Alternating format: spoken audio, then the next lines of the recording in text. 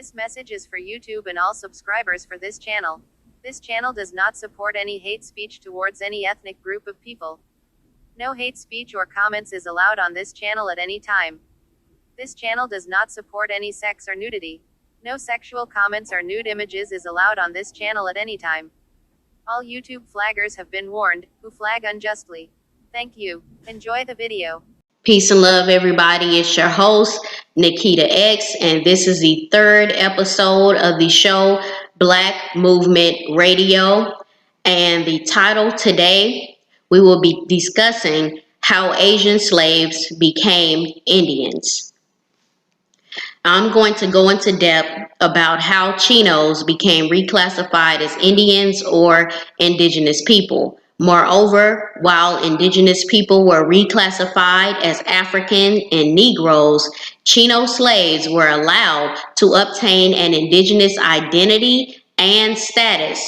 The main source of information used for this discussion will be from the book Asian Slaves in Colonial Mexico, From Chinos to Indians by Tatiana Sayas. What's interesting here is that the subject of Asian slaves in Spanish America is not discussed or widely known. In fact, in Tatiana Sayas' book, she states that her book is the first that traces Chino origins in Asia. My goal in this particular episode is to touch on key points which is not readily known to the public. All right.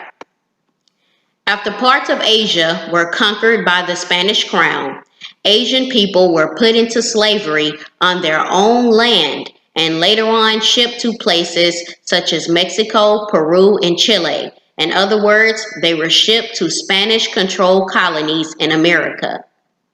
Now, this is a quote from the book, Asian Slaves in Colonial Mexico. Quote, "The foundation of the Spanish Philippines gave rise to the trans-Pacific slave trade. Manila became the colonial outpost in Asia where slaves were purchased, and the Manila galleon ships afforded transport to Mexico. Manila was a slave society during the 17th century. Slaves did the majority of the labor, and master-slave relations shaped the general social order. Within years after the Spanish conquest, the bustling port city had some 40,000 residents of diverse origins. A full quarter of this population was enslaved. They were craftspeople, manual laborers, and servants who upheld their master's social structure. By the 1620s, the city had 8,000 indigenous slaves and 2,000 foreign slaves, in addition to an untold number of Muslim slaves. The whole of the city was a slave market, supplying labor to Spanish colonists and indigenous elites. Slave auctions were held in the plazas found within the city walls, and masters also sold slaves through individual transactions. The unorganized nature of the market makes it nearly impossible to quantify the volume of slaves, but it is clear that Manila was an emporium for slaves. Masters from throughout the Philippines knew to come to the capital to secure chattel property. Now, these slaves were from diverse places, and they were called Chino slaves. And they came from places such as Filipinos, Philippines, India, Bengal, Indonesia, Malaysia, Sri Lanka, Japan, China, and other places. Now, once in Mexico, all of these people became Chino slaves. Now, here is a backstory of what took place in the Philippines. And what took place in the Philippines also mirrors what took place in America when both empires, the Philippines and America, fell to the Spanish crown. I'm going to read a page from the book Asian Slaves in Colonial Mexico, and it's from page 46. Okay. It said, it says, quote, the Spanish government instituted the same forms of labor organization in the Philippines as in the American colonies, first allowing colonists to have encomiendas and then pushing for reform with the reptimento system. Under encomiendas, a Spaniard was allotted a group of Indians who owed him personal service. Repartimento was a crown control system that required Indians to work for nominal pay. Okay, so I use that quote just to show how what happened in the Philippines and the Americas, they operated under the same types of system, which was pretty much a caste system where the lighter skin would kind of become the Chino slaves or the Indians, and then at the bottom you would have the reclassified indigenous people being reclassified as Negroes working at the bottom in the sugar plantations and in the fields and the rice plantations. Okay, so that's why I use that quote to show that both the Philippines and Spanish America, now Spanish America, were under the Spanish crown. And the type of system that operated was the same in the Philippines and it was the same in Spanish America, right? Now, at this point in history, the indigenous people were being subdued, and people belonging to the lighter skinned races helped the colonists subdue the real indigenous people of the land. A clear example of this taking place is in the Philippines. Quote, in the Philippines, both systems allowed for slavery because the native elites were responsible for delivering the laborers to the Spaniards. The lawful enslavement of the indigenous group Negritos exemplifies the leeway given to native chiefs regarding slavery. The colonial government gave permission to the indigenous elites of the larger ethnic group to carry out their own slaving raids. The Pangans, for example, who lived in a fertile province of Pampanga, had license to enslave Negritos. The Kapamapagans, you understand what I'm saying, excuse me for the mispronunciation.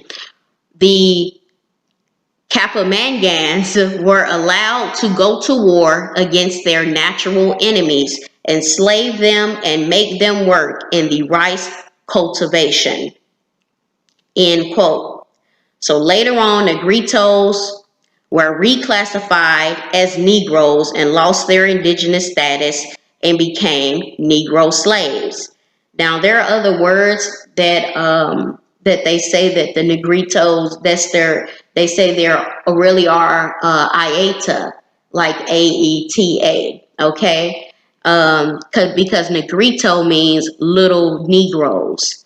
And I'm not sure what they were called at that particular time when their nation was being subdued by the lighter skinned natives. But they were indeed reclassified as Negritos, and they were forced to work on the rice plantation.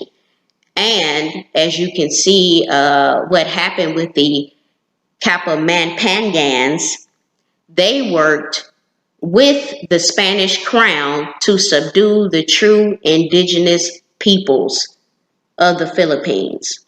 Okay.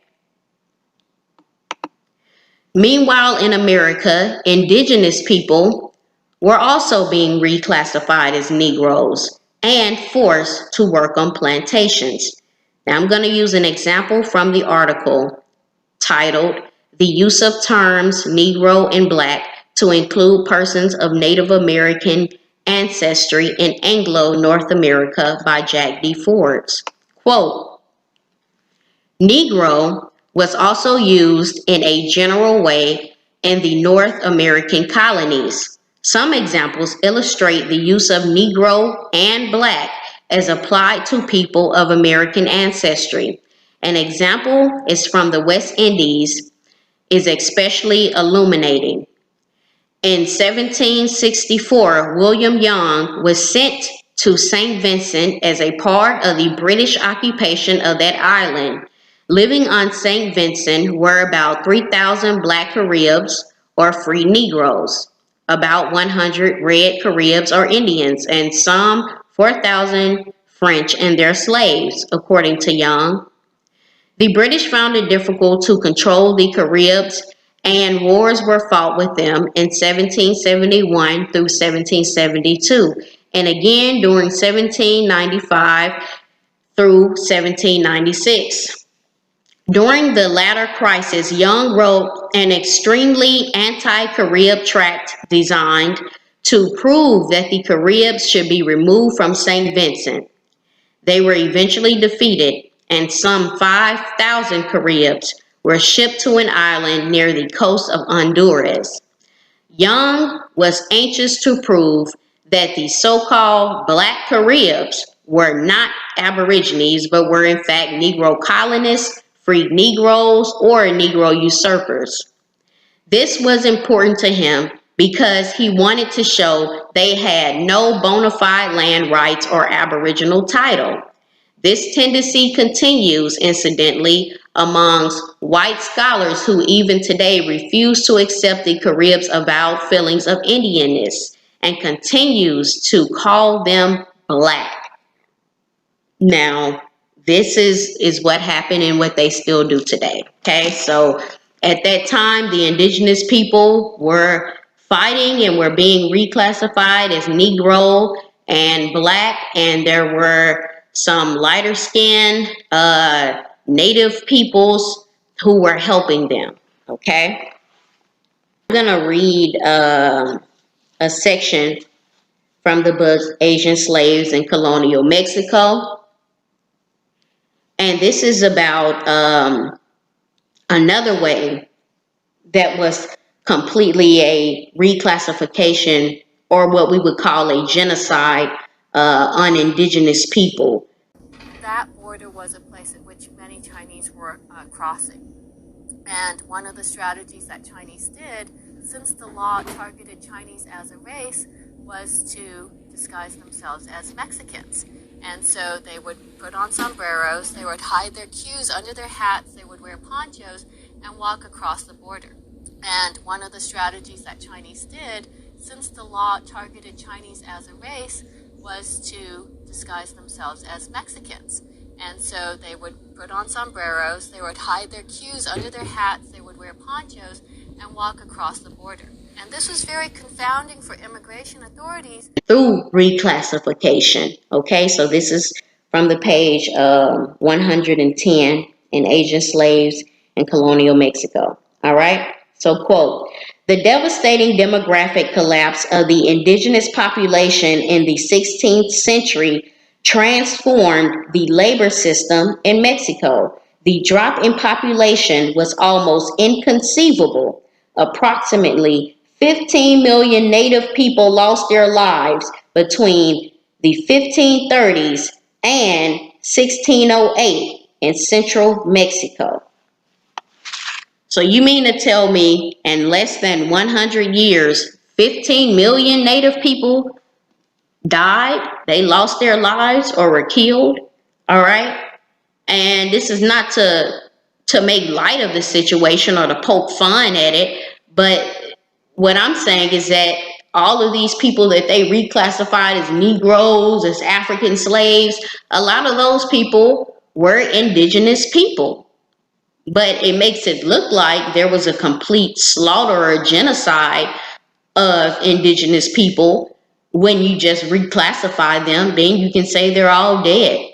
But no, they're not dead. They've just been reclassified. They were reclassified by the pen. Okay?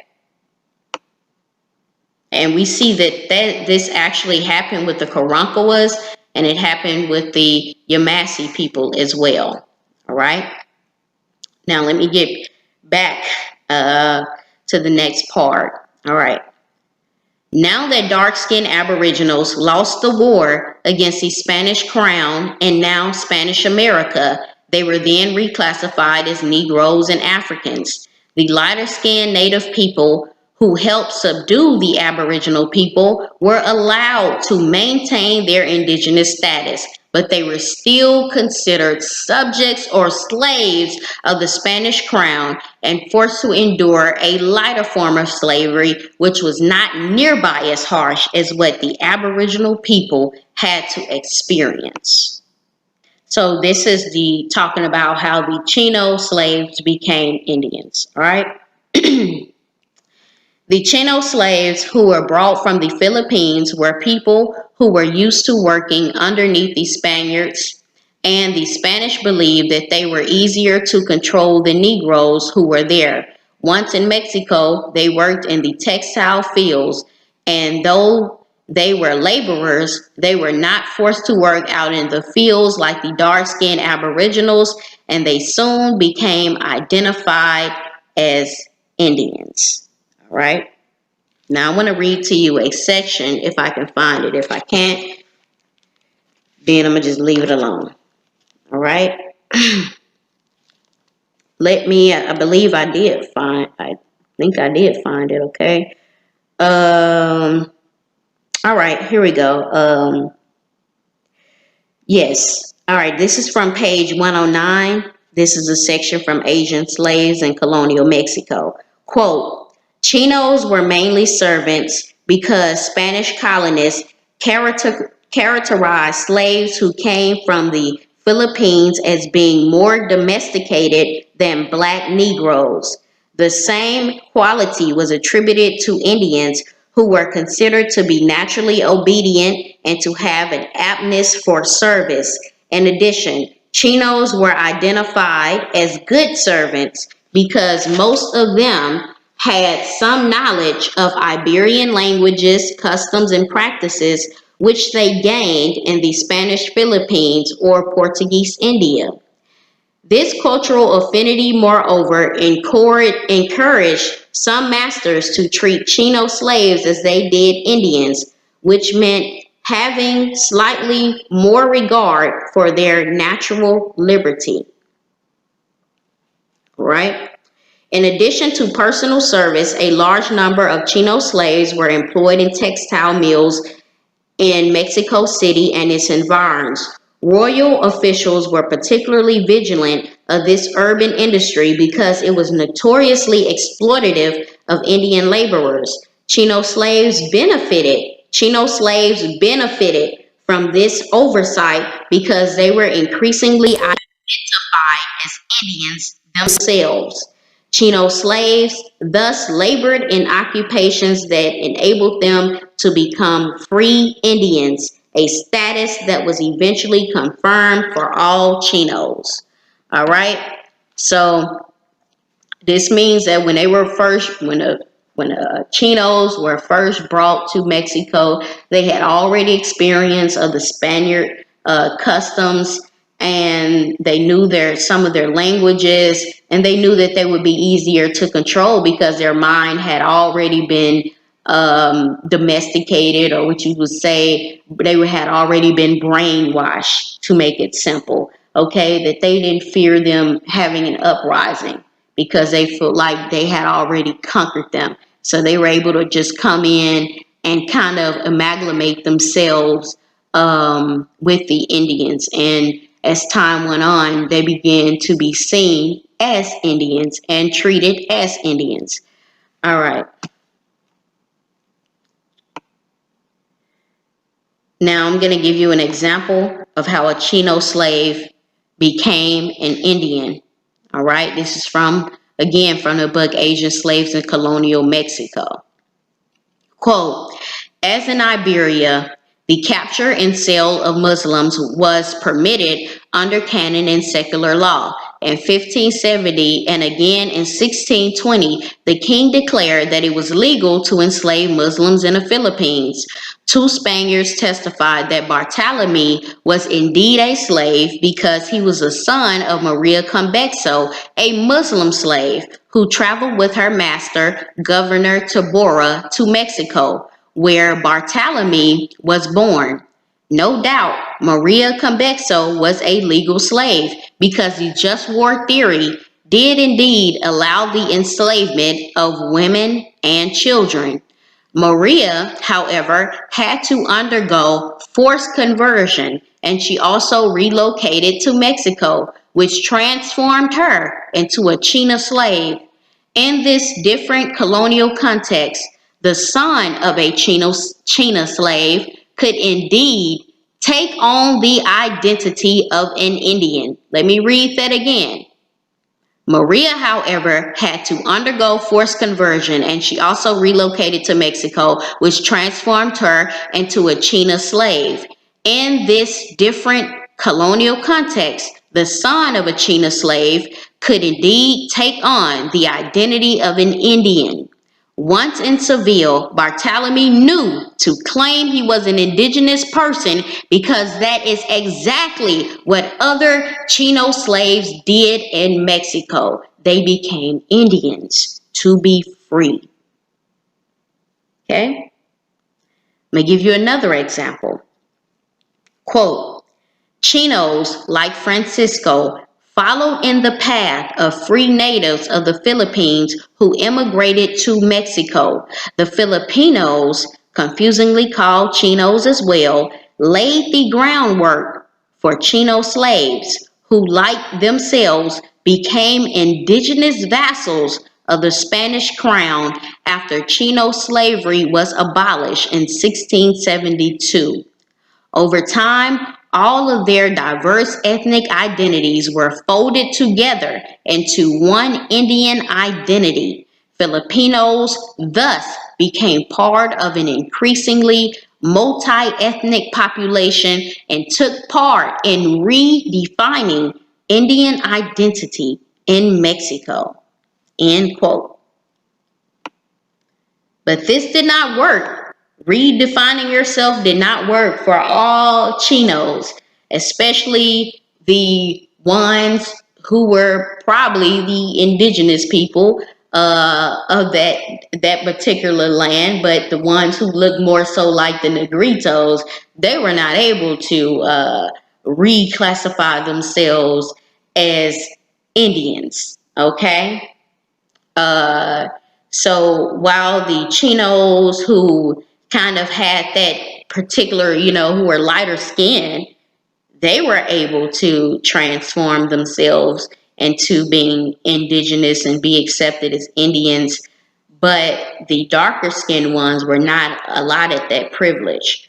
All right, let me go to the quote. All right.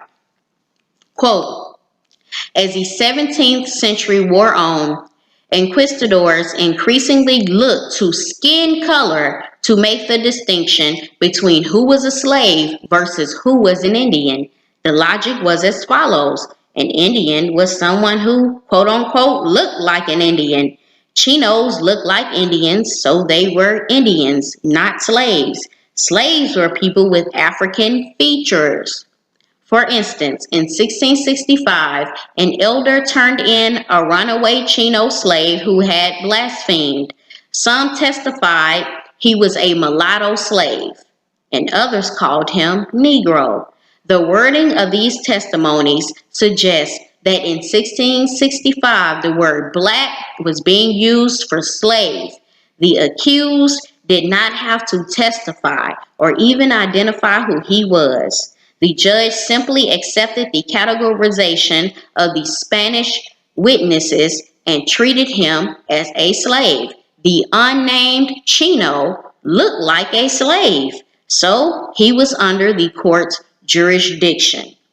Individuals who had African features or whom witnesses described as castas, meaning people of mixed heritage, were not identified as Chinos or Indians. Individuals who did not resemble Indians, in other words, remained under the court's purview. So this means that if you had some African features, they'll just throw you in a bunch and call you an African, or they'll just call you black or a Negro and you will just be a slave. Okay, so that's how it worked. It was pretty much a caste system. All right, here's another example where it did not work out. Okay. Quote, notably, some owners try to circumvent the law altogether by intentionally changing the ethnic category of their slaves. Check this out. Let me read this again. Notably, some owners try to circumvent the law altogether by intentionally changing the ethnic category of their slaves. In July 1672, when Monterroso's liberation campaign was already underway, Juan Lopez Marroquin traveled all the way from Zacatecas in Mexico City to sell a slave named Antonio. To certify the property transfer, Juan provided several documents, including an old power of attorney in which Antonio was categorized as a Chino slave. The bill of sale, however, listed Antonio as a mulatto and noted that he was branded on the chin. Juan must have realized that he was about to lose his property if he kept Antonio in the northern frontier, so he took a long journey. Somewhere along the way, Antonio became a slave who had African ancestry, perhaps because he had darkish skin. Juan also took the added precaution of having Antonio marked as a slave on the most visible place on his body. Having forced this transformation on Antonio, Juan was able to sell him to a buyer who undoubtedly counted on keeping Antonio imprisoned in his textile mill.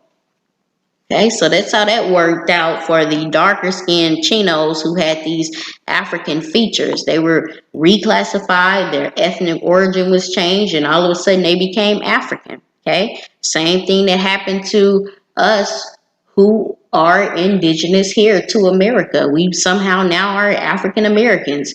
You know, we've been classified as Negro, colored, Black, Afro-American. Now all of a sudden we're African Americans, okay?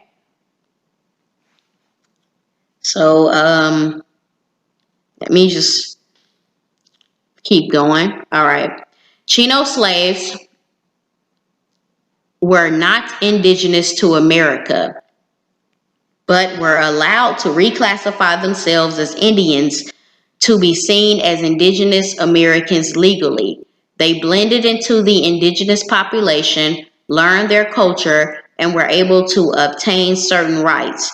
They were able to do this because the Spanish government, who controlled Mexico and other places in Spanish America, including the Philippines and colonized areas in Asia, allowed them to reclassify themselves. Soon after, the Catholic Church supported them in this endeavor as well. The Catholic Church supported them in this endeavor. Even with their newly obtained status as Indians, Chino slaves were not independent people, but were merely subjects of the Spanish crown. Quote, throughout the Spanish Empire, colonized indigenous people were generally called Indians in reference to their geographic origin in the eastern and western Indies.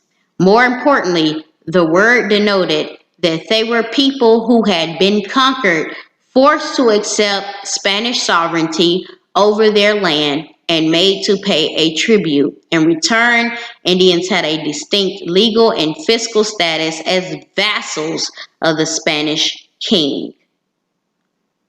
Okay, so this has been a rundown of what took place in colonial Mexico and what took place in the Philippines and how Chino slaves became Indians. Keep in mind that all Chino slaves, except the ones who had African features, were reclassified as indigenous peoples. Okay, and I would recommend everyone to get the book Asian Slaves in Colonial Mexico by Tatiana Sayas, just to get, if you want to read about some more examples and some other events that occurred, then you should go and also get the book.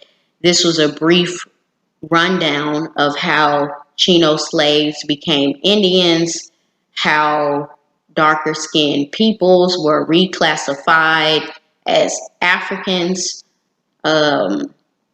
and how even though these people called Chino slaves turned so-called into Indians and indigenous peoples, they were still basically slaves to the Spanish people, to the Spanish crown. Okay, so it wasn't really, though their enslavement was a lot easier and they benefited from it, they were still not free. They were still being controlled. And they were forced. It said that they had said, hey, I give up my rights. I'm going to pay a tribute to the Spanish crown. So, this is just how it worked out. So peace and love, everybody. Any questions, you can post them below. And thank you for listening. I'm your host, Nikita X. And this is the 3rd episode of Black Movement Radio. Peace, love, and light. That border was a place at which many Chinese were crossing. And one of the strategies that Chinese did, since the law targeted Chinese as a race, was to disguise themselves as Mexicans. And so they would put on sombreros, they would hide their queues under their hats, they would wear ponchos, and walk across the border. And one of the strategies that Chinese did, since the law targeted Chinese as a race, was to disguise themselves as Mexicans. And so they would put on sombreros, they would hide their queues under their hats, they would wear ponchos, and walk across the border. And this was very confounding for immigration authorities. Don't forget to like the video and subscribe to our channel. Hit that notification button to be notified when we upload a new video.